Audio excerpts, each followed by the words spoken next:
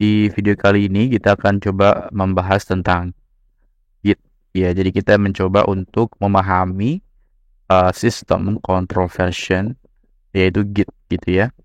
Jadi sebagai pendahulu, dalam pengembangan perangkat lunak atau software itu, manajemen kode source atau source code adalah elemen kunci yang memastikan kelancaran sebuah kolaborasi tim. Pelacakan perubahan, kemudian pemeliharaan kode yang harus konsisten, dan seterusnya. Jadi Git itu salah satu sistem control version yang paling populer digunakan oleh para pengembang developer di dunia. Jadi nanti kita coba akan mendalami bagaimana cara kerjanya dan mengapa itu penting dalam pengembangan perangkat lunak. Jadi kita berangkat dari sejarahnya dulu ya. Jadi Git itu sistem control version yang terdistribusi yang dikembangkan oleh Linus Torvalds pada tahun 2005. Pada awalnya tujuannya adalah memudahkan si developer software perangkat lunak itu bisa kolaborasi. Jadi memungkinkan bagi para developer untuk bekerja pada proyek yang sama secara bersamaan. Itu untuk menghindari apa? Untuk menghindari konflik atau kehilangan data. Seperti sebelum adanya version control system, di sini saya akan jelaskan masalah dari bagaimana kalau kita menggunakan sistem manual, ya. Kadang menyebabkan beberapa masalah. Coba kita akan sedikit gambarkan. Jadi, yang pertama, banyaknya salinan file, ya. Tiap kali kita membuat salinan manual, itu artinya ada lebih banyak file yang sama di tempat yang sama, sehingga semakin banyak salinan juga semakin penuh tuh ruang memorinya atau penyimpanannya, sehingga akan timbul masalah baru gitu kan, yaitu kesulitan melacak versi mana yang terbaru gitu, karena banyaknya salinan tadi memungkinkan kita menjadi agak bingung gitu ya. Kadang sulit untuk tahu salinan mana yang paling baru gitu, versi mana yang paling baru. Ini juga bisa bikin bingung dan susah membedakan mana yang paling baru. Nah, itu kan karena ada faktor kesalahan manusia gitu kan. Manusia itu tepatnya salah dan lupa ya. Kalau kita melakukan semuanya secara manual, udah pasti ada kemungkinan kita lupa. Ya, lupa membuat salinan setelah melakukan perubahan. Atau malah kita bisa saja membuat salinan dengan versi yang sudah lama. Nah, itu faktor manusianya. Sehingga kita juga bisa boros waktu dan tenaga gara-gara manual tadi gitu ya. Jadi buat salinan manual itu membutuhkan waktu dan cukup tenaga ekstra ya, terutama jika kita harus melakukan berkali-kali atau kalau ukuran itu filenya besar. Nah, yang berisiko juga itu kehilangan data. Jika kita tidak menyimpan salinan dengan benar, ada risiko kehilangan data.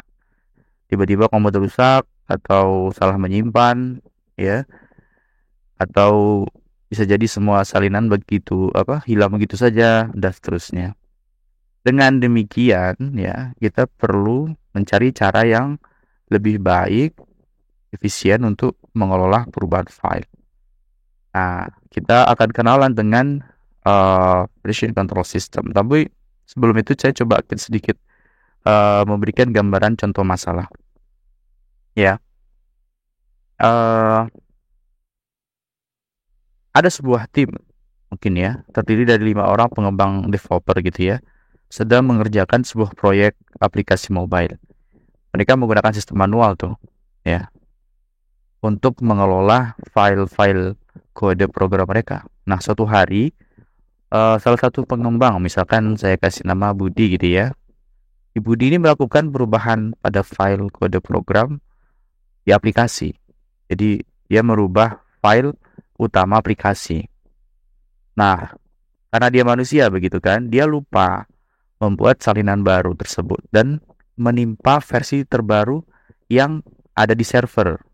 Nah, itu masalah. Nah, ketika ada pengembang lain, misalkan Ana gitu ya, si Ana ini mencoba membuka file kode program utama. Nah, dia melihat bahwa file tersebut telah dirubah oleh si Budi tadi.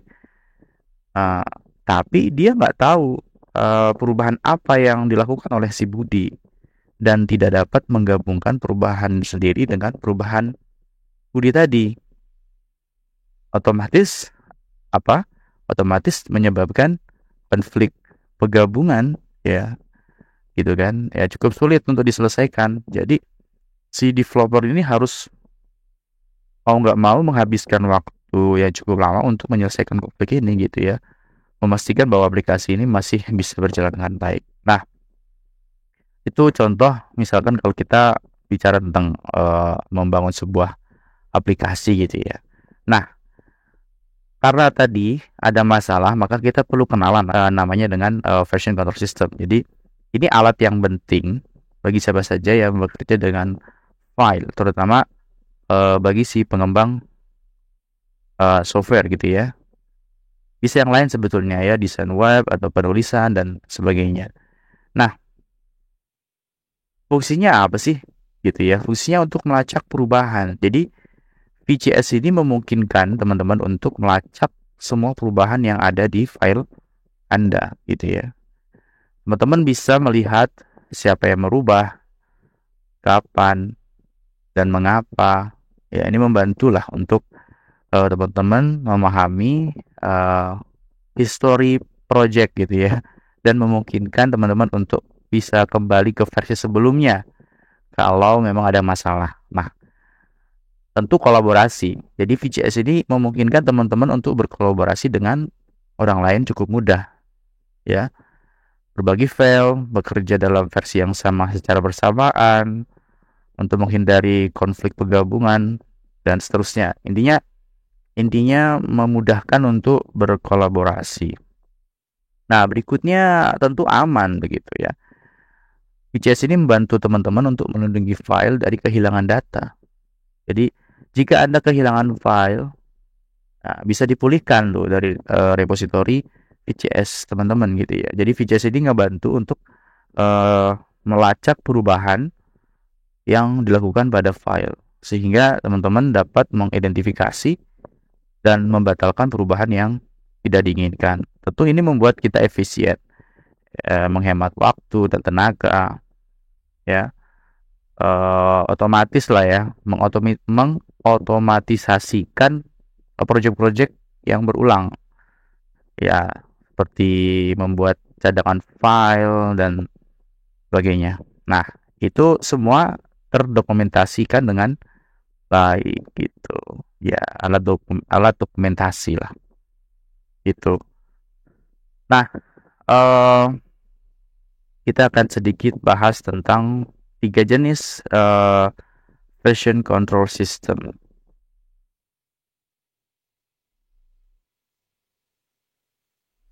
Yang pertama kita akan coba membahas local version control.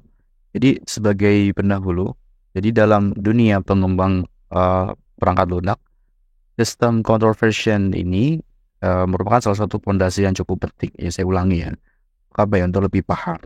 Jadi saya ulangi. Jadi di dalam dunia pengembangan manajemen perangkat lunak, jadi sistem control version ini fondasi yang cukup penting untuk mengelola sumber kode ya secara efektif. Jadi ada beberapa VCS yang cukup umum, masing-masing dengan pendekatan dan karakteristik sendiri-sendiri. Jadi kita akan bahas satu-satu. Ada local version control, ada centralized version control, ada distributed version control. Jadi sekilas ya, local version control ini adalah sebuah jenis sistem kontrol yang paling sederhana. Di sistem ini nih, setiap user itu memiliki salinan lengkap dari repository proyek di komputernya sendiri. Jadi komputer lokal. Di perubahan pada setiap kode disimpan dan dikelola secara lokal, biasanya dengan menggunakan perangkat lunak ya, seperti RCS, Revision Control System, atau SCS ya, Source Code Control System. Nah, keuntungannya dari local version control ini yang cukup sederhana, yaitu mudah digunakan. Tapi ada kekurangannya. Ya, kekurangannya adalah kemampuan untuk kolaborasi secara efektif dengan pengembang lain itu kurang gitu ya. Kurangnya perlindungan juga terhadap kehilangan data. Kalau misalkan tiba-tiba komputernya teman-teman itu rusak gitu ya. Ya, intinya ada kelebihannya, tapi juga ada kekurangannya. Nah, berikutnya ada centralized version control system. Jadi ini evolusi dari local version control, di mana repository proyek disimpan itu di server pusat. Jadi bis kita bikin direktorinya, terus kita simpan di server pusat. Jadi para developer ini melakukan checkout, mengambil salinan data dari repository pusat dan melakukan commit atau mengirimkan sebuah perubahan ke server saat mereka menyelesaikan sebuah pekerjaan proyek mereka. Nah, kelebihannya atau keuntungan utama dari centralized version control system ini itu memudahkan kolaborasi antar developer atau antar pengembang. Karena semua perubahan itu disimpan secara terpusat dan dapat diakses oleh anggota tim. Tapi ada kelemahannya, begitu kan? Tetap ada kelemahannya, yaitu kerentanan utamanya adalah kebergantungan pada ketersediaan server pusat, gitu ya. Jika server itu ada gangguan gitu ya, atau mati gitu, ya otomatis kolaborasi antar manajemen ya terganggu gitu. Nah, kemudian ada distributed version control system. Jadi ini evolusi lebih lanjut dari sistem kontrol versi yang sebelumnya. Jadi memperbaiki beberapa kelemahan centralized version control system. Jadi di setiap user itu memiliki salinan lengkap. Jadi misalkan developer A ngebuat gitu ya, kemudian di-push ke server. Di B itu juga sama, bisa mengklon apa yang ada di sini. Nah, masing-masing ini memiliki salinan file yang sama begitu. Jadi setiap user ini memiliki salinan yang cukup lengkap dari repository proyek di komputernya sendiri, sehingga tidak ada ketergantungan pada server pusat. Ya, contohnya ya Git gitu ya. Keuntungannya ya apa ya? Fleksibilitas, ketahanan terhadap kegagalan server, dan sebagainya. Intinya si developer ini bisa bekerja secara independen tanpa harus ada koneksi internet gitu ya. Jadi melakukan commit ke repository lokal dulu, nanti baru kalau sudah di-upload ke server dan seterusnya. Jadi ada synchronize, ada penyinkronan perubahan dengan repository pusat dengan di developer gitu ya. Jadi gampangnya gini nih, kalau misalkan si A itu sudah ngebuat, kemudian di push ke server, kemudian nanti kalau online gitu ya, nanti si developer B ini kalau online itu bisa mengambil atau tersinkronkan perubahan. Jadi masing-masing titik ini memiliki salinan yang sama gitu. Jadi lebih kompleks gitu ya. Nah, kita akan masuk ke instalasi Git.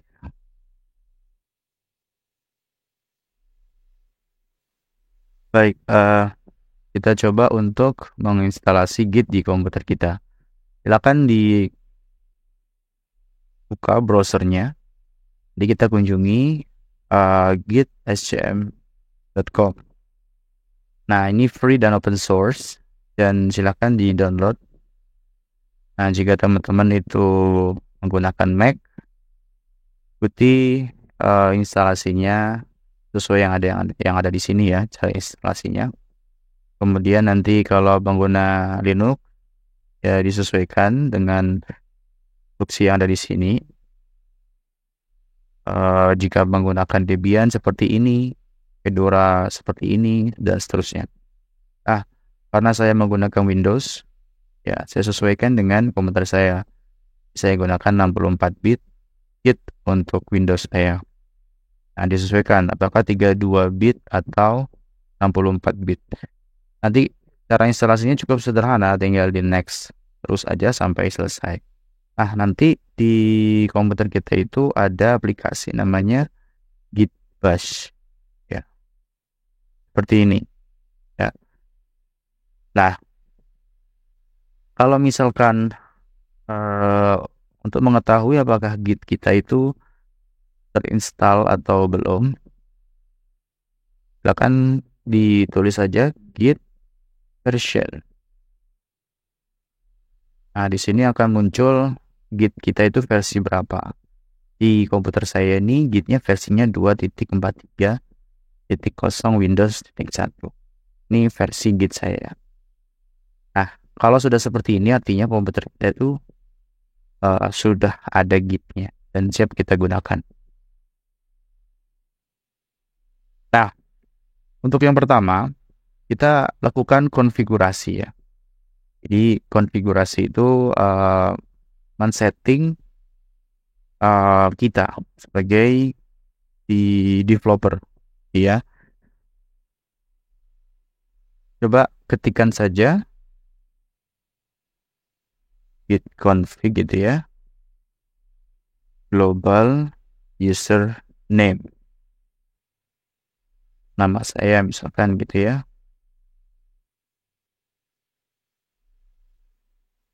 Klik enter, kemudian bukan instruksi selanjutnya,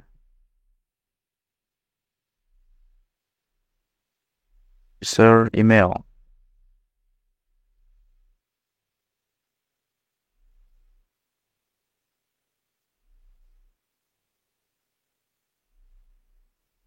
Oke, kalau sudah seperti ini, kita akan coba cek apakah kita sudah terkonfigurasi atau belum. Kita instruksikan dengan git, kemudian config list. Nah, di sini username-nya sudah sesuai ya. Kemudian email saya juga sudah sesuai. Artinya ini sudah terkonfigurasi.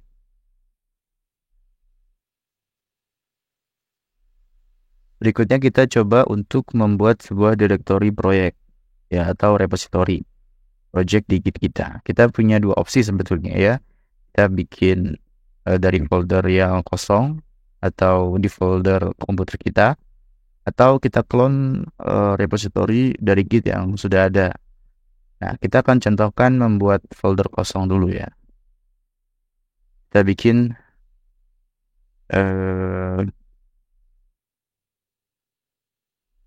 direktori demo aja gitu ya. Nah, sudah saya buat direktorinya. Nah, kita masuk ke direktori tersebut.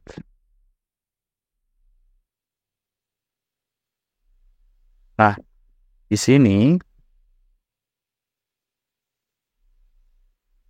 tidak ada apa-apa ya. Artinya belum ada file gitnya. Instruksikan dengan git init. Oke. Di file demo aja tadi itu sebetulnya ada file .git ya. Kalau misalkan kita cek isinya,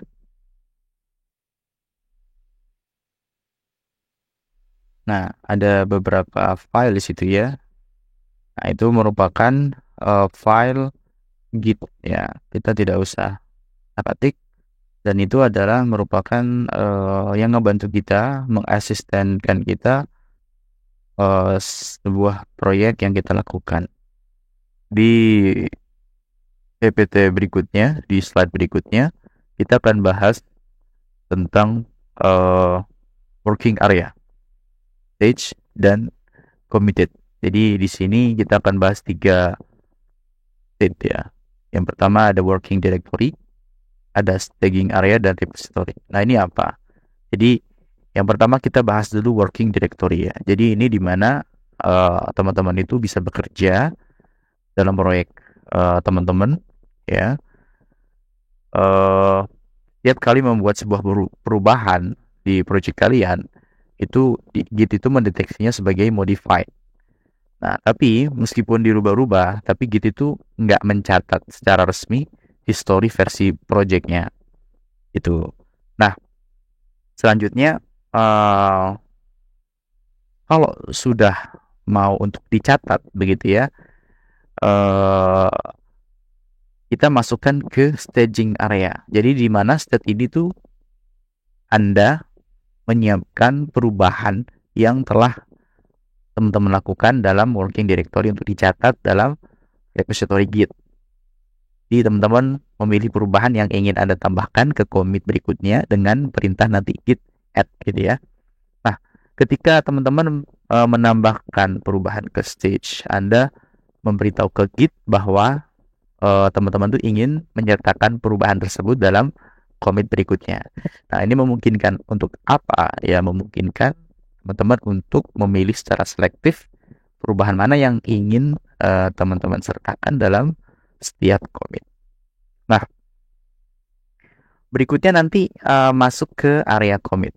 Jadi, tahapan terakhir dalam siklus perubahan Git itu setelah perubahan di stage tadi, si developer tadi kemudian melakukan commit ya. Commit ini adalah tindakan apa? Tindakan menyimpan perubahan yang telah di stage dalam repository Git secara permanen. Jadi setiap commit itu memiliki nanti ID ya atau hash gitu ya, unik untuk mencatat snapshot dari project-project pada saat commit tersebut dibuat. Jadi committed itu artinya apa? Intinya perubahan tersebut telah diintegrasikan ke dalam repository dan dapat diakses oleh anggota tim atau si pemegang project itu gitu ya.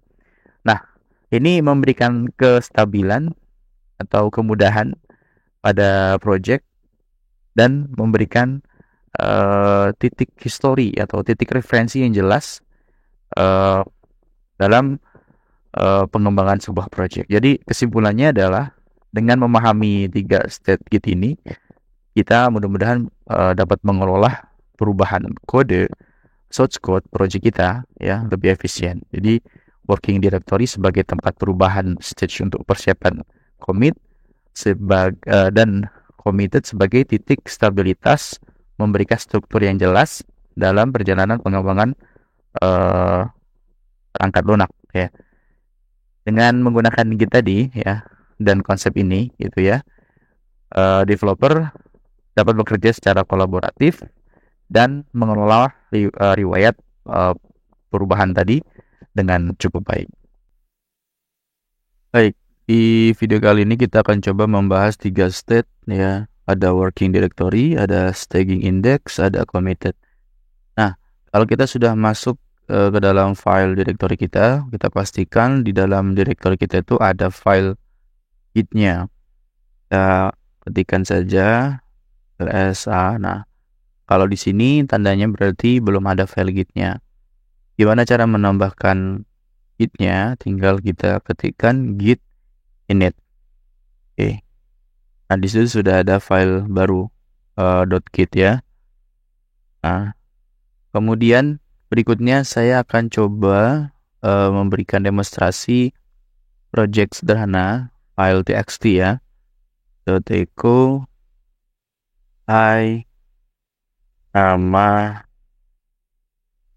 saya Ahmad txt. Nah, ini saya ceritanya sedang membuat file txt.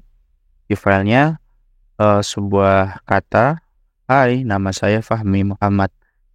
Klik OK. Nah, ketika kita cek di dalam ada 2 file, ada file .git dan juga file testing.txt. Nah, mungkin saya akan membuat lebih dari satu ya filenya. Hai, Saya tinggal Malang.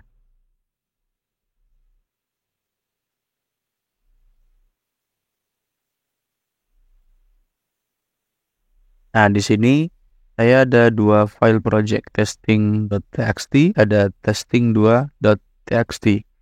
Nah, kalau kita mengetahui status daripada working directory itu, kita tinggal git status. Ya, kita bukan mengetahui status working directory ya, tapi mengetahui status git kita. Nah, di situ ada file untracked file, ada dua file yang belum di staging indekskan gitu ya. Nah, kalau misalkan kita sudah selesai mengedit, memodifikasi file ya, dan kita ingin masukkan ke staging index, kita ketikkan saja git add. Nah, seperti itu. Kalau titik itu kita masukkan semuanya. Tapi kalau misalkan eh, satu-satu gitu ya.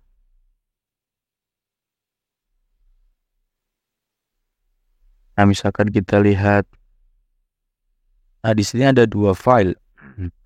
Ada dua file, apa namanya? File testing.txt sudah masuk ke staging index, sedangkan file testing 2 itu belum. Nah, mungkin saya akan sedikit demonstrasikan testing 2-nya itu saya mau edit. Eh,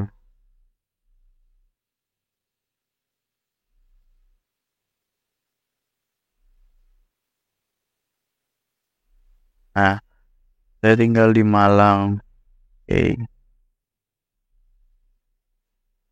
salam kenal, bukan ya?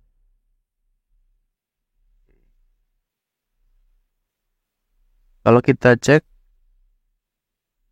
nah di sini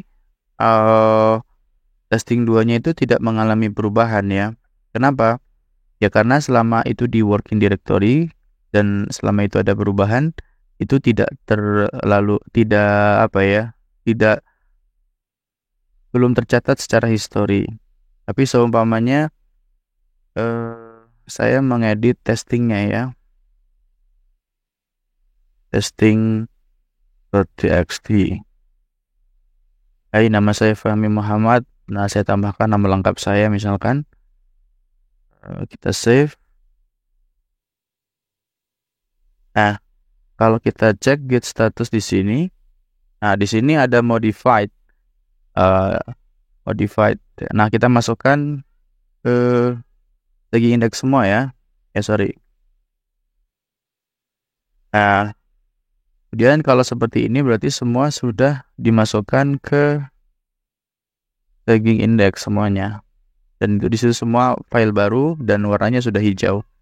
Nah, berikutnya kalau sudah dimasukkan ke staging index dan kita ingin memasukkan ke commit area, ke git commit -m, kita kasih m saja gitu ya, message.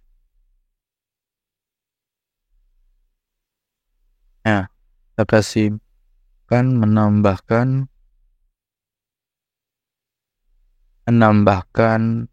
file txt.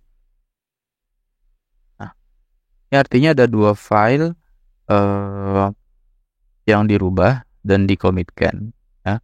Kemudian untuk melihat statusnya, nah kalau di sini on branch master itu tidak ada commit, artinya sudah working directory-nya itu udah bersih seperti itu ya.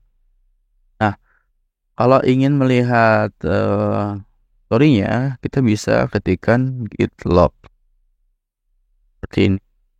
Nah, hash-nya ya.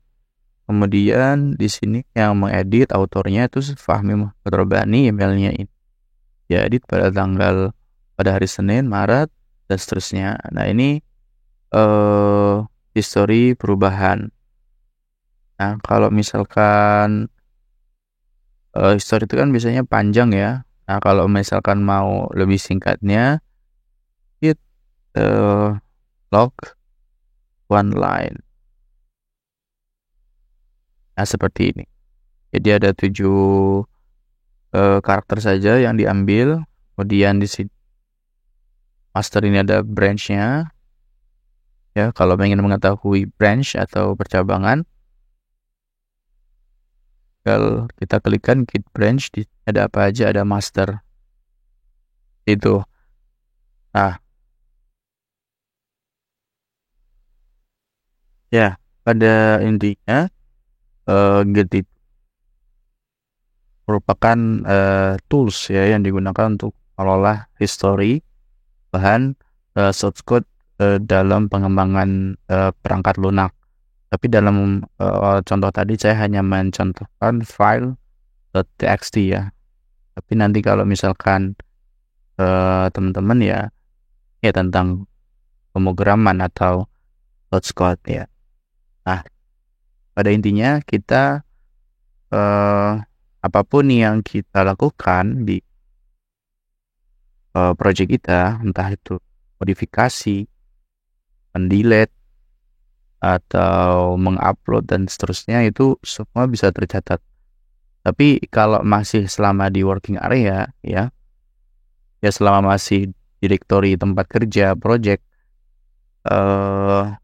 itu apa ya, tidak secara otomatis tercatat oleh Git gitu ya. Jadi Git itu memerlukan langkah-langkah tambahan untuk mengkonfirmasi perubahan-perubahan tersebut dan nanti bisa ditambahkan ke dalam history project gitu ya.